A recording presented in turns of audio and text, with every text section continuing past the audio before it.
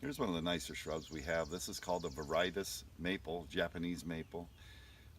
Beautiful entryway shrub, and just want to show you how to prune the Japanese maples. A lot of people are a little afraid to get in there and get their hands dirty on these things, but these maples, they grow, and what we'll end up having here, we'll end up exposing that beautiful trunk.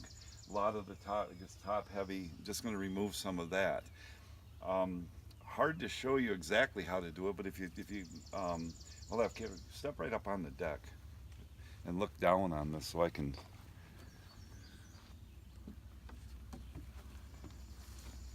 Um, you just start with finding pieces like this. I don't know if you can see. Can you see what I'm doing? You'll have to guide me along here. You can find the way this grows. You can look for, even take something like this. See this way out on the out. We know we're going to get rid of that. I guess it doesn't go up very far.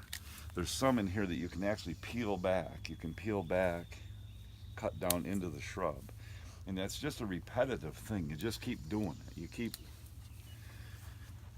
You keep finding these, you keep lifting up the ones you know that you're gonna be pruning out. Trace them back as far as they go down into the main part of the shrub. That went right down to a branch, cut it. And you work the shrub down like that. Here's one that's I'm gonna be able to get a thinning cut as well as a cosmetic cut by going way down. I lift up there, I can see it goes way down there. This is gonna be a really nice cut because watch what's gonna happen. It takes out two areas there and feathers. That's all that cut lightened. And look at this one. Look at this. Here's what you look for right here. This is going to be an absolute perfect cut on a Japanese maple. Look at this. Goes all the way back in and go all the way back down with that thing. Go right into the shrub. Look what that just did. It's just perfect. That starts to open the door to other cuts. Your point of view will not be on top, so if you expose a little of this up here, that's not bad. And that's what I'm going to do for the first part of this cut. Look at this. Look at that. See that? Way down in there. Be aggressive. Don't panic yet. And those are very aggressive cuts. Those are your first cuts. There'll come a time as you're working here where I'll call secondary cuts. These first cuts, you're starting to probably learn now that those first cuts, aggressive cutting.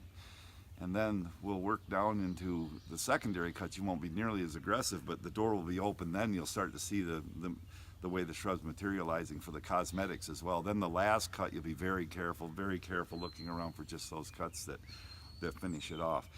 Won't bore you with all the cuts right now. Let me get going on the thing, and when I get these initial cuts that I just showed you, the aggressive cutting done, we'll come back and take a look then at some secondary cuts, and we'll go kind of in sequence down to make this a beautiful entryway shrub it should be. Okay, the first cut's been made. Look at all that's come off that shrub, and I still have all this left. So the point is, those first cuts, what I'll call the functional cuts of pruning, that you have all of that taken off of it and all of this left to work with. So don't be afraid on those first cuts. Get in there, get things roughed up to where you can see what you're doing. Now I can see what's going to happen. Things are starting to materialize. Here's a real clumpy area right here, so I know. See how it's starting to already look translucent through here, where you can almost see through it. It's almost got a really nice soft. You should almost be able to look right through these.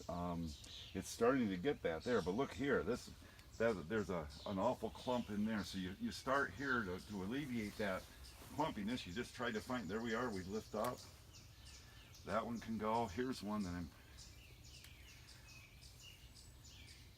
And again, you can be moderately aggressive yet. You still don't have a lot of shrub left to work with. But those are what I would call like secondary cuts, and just trying to get them. See, we kind of took that.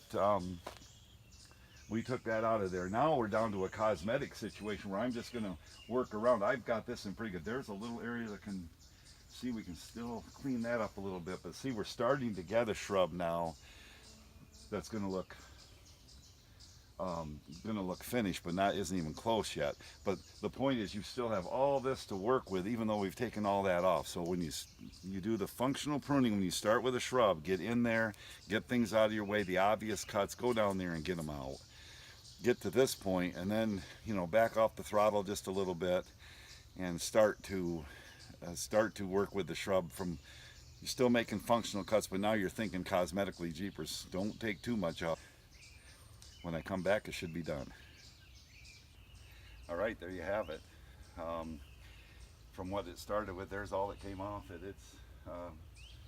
And there would be no reason to go down even another layer with it. Yeah, I've been kind of working it over the years and going that extra layer, but I'm going to let some more growth come. Every now and then you want a little more growth to come on to work with for the next season, and to me that looks nice and groomed. Obviously you always want to show the trunk of the maple.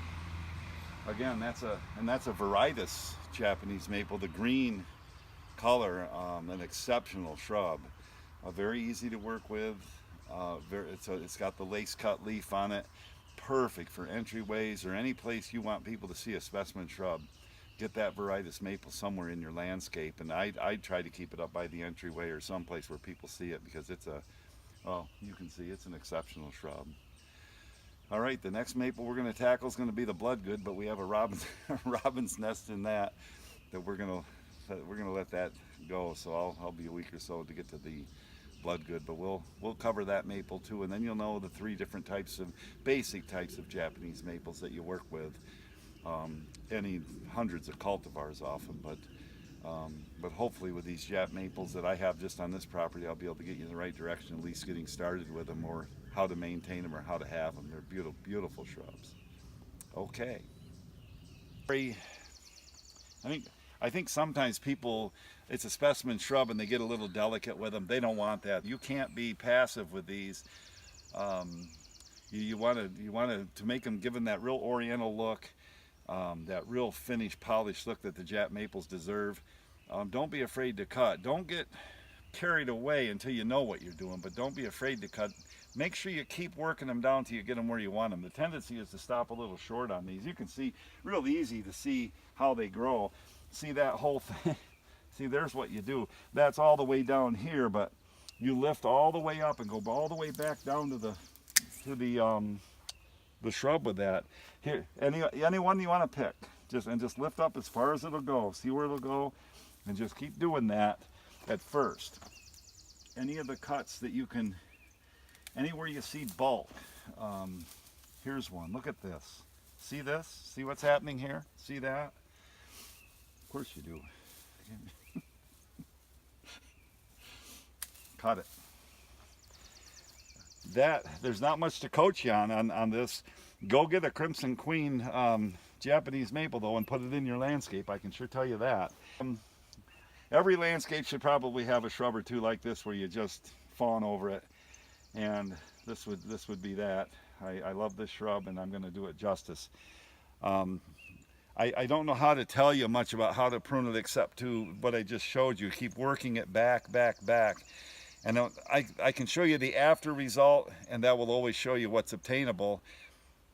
Can't always tell you exactly how to get there, but I can show you that it's possible to get there, and hopefully you can translate that into your own gardening and all that. Learn how to use these things with some confidence. If anything I'm going to teach you, I want you to be able to use these things, because what you can do with them, it's like an artist with a paintbrush. You need to learn how to use these. And take one more look at that, Karen, so we can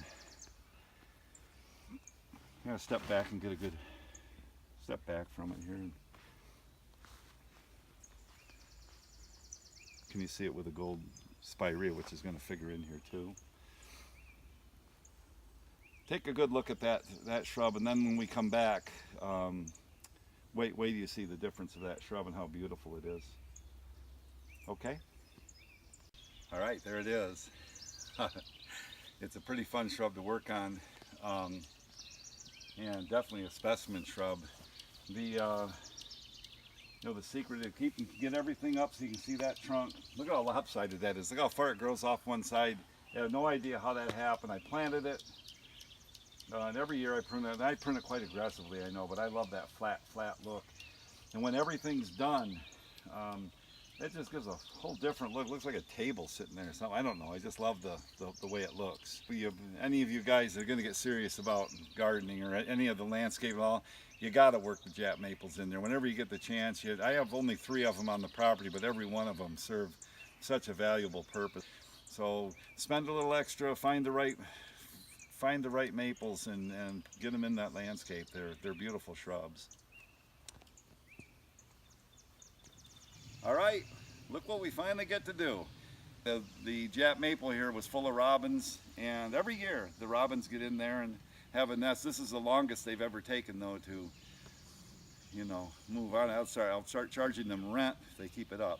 If it's a Bloodgood maple, typically you see these things.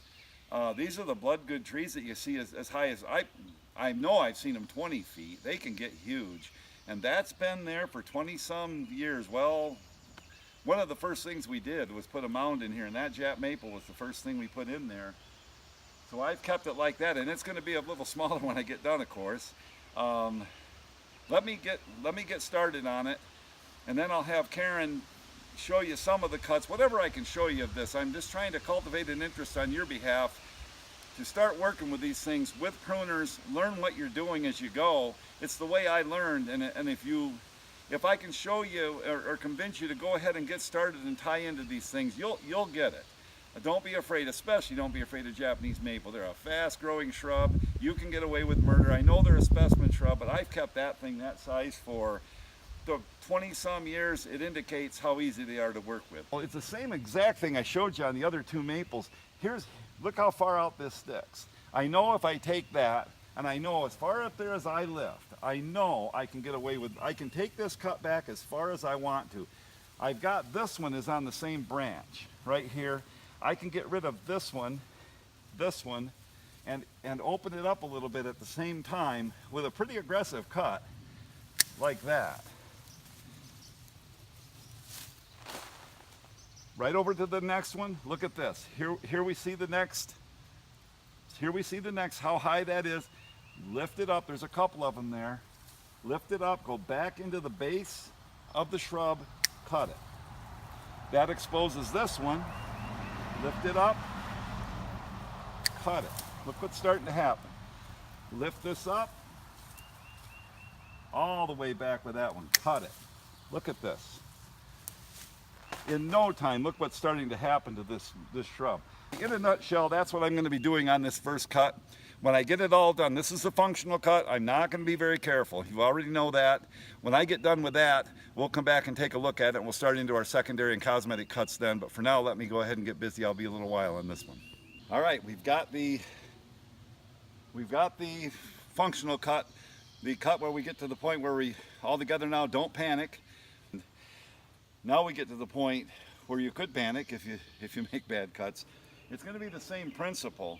Look at all we've taken off. I always like to show, look at all that's come off of that, and then compare it with everything that's left. So to give you an understanding about how aggressive you can be on that first cut, all of that's off of there, and I still have all of this left to work with. That's now I'm going to work more, and my frame of mind on this is going to be now, don't make the mistakes that you'll be willing to make that first time around, because you can soften everything up, fix everything, any little errors, and I made a few as I went around. I always do. If you're going to prune, you're not going to be sitting there analyzing every single cut. You're going to go in there. I don't put it on film, but that doesn't take me long. I go in there and I get busy, and I'm making cuts, and inevitably some of those cuts, if you were analyzing them and micromanaging, you might not make, but they're made. There's nothing I won't be able to fix with this much shrub to work with.